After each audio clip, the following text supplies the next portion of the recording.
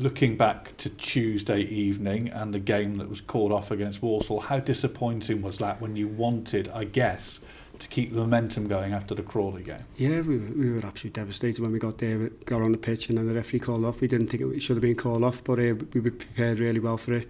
We were right up for it. The lads were buzzing after the win on Saturday, and it's one of those things in football, it gets called off.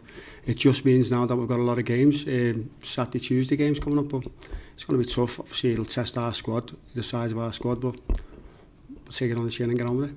Yeah, it's quite a backlog already, isn't it? Yeah, I think it's over the next 4 Saturday, Tuesdays, I think, so it's going to be tough. Has it been another challenge for you as a new manager, go into a game, getting it called off, and maybe having to readjust, your sort of preparations for this week as Tuesday being called off? I guess it's not what you'd normally do, is it? Well, I've been involved in football a long time, so I've been used to it. I'm used to it. It's happened loads. Every season it happens. It's happened to crew at home, isn't it? But as a manager, I guess, Yeah, it's the same thing. You're prepared. Your team talks prepared. You're ready. Your shape of your team's ready. But you just have to move on for the next game.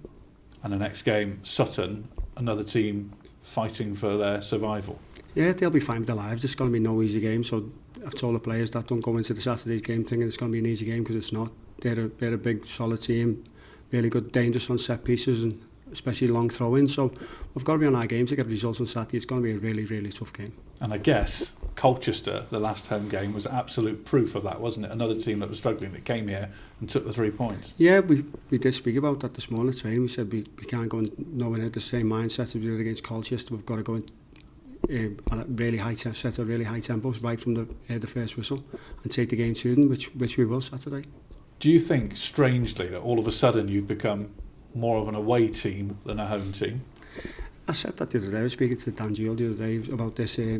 I've watched all our home games and studied them, and I've seen a lot of luck we've had go against us. Honestly, the spin of the ball is just not fell for us. I can say all that, run of the green, all that, but we have had a lot of bad luck at home. Hopefully it's starting to change now, and we'll get the run of the green. Onto the injury situation. Obviously, Brandon's got a very serious injury, and how are the others doing? How are you looking? Donald and Stuart are still on the road to recovery. JJ as well, he's looking good. Brandon goes in today, I think, for surgery, so fingers crossed for him. So JJ looking good. How good is that looking? I think maybe another 6 weeks he'll be back playing, hopefully. So and Donald as well. So we'll have two new players coming to our team. Two top players, by the way. And you mentioned that backlog. Any depth of squad you've got has got to be important, hasn't it, going into that Saturday, Tuesday sequence for a number of weeks? Yeah, hopefully we can stay away from the injuries.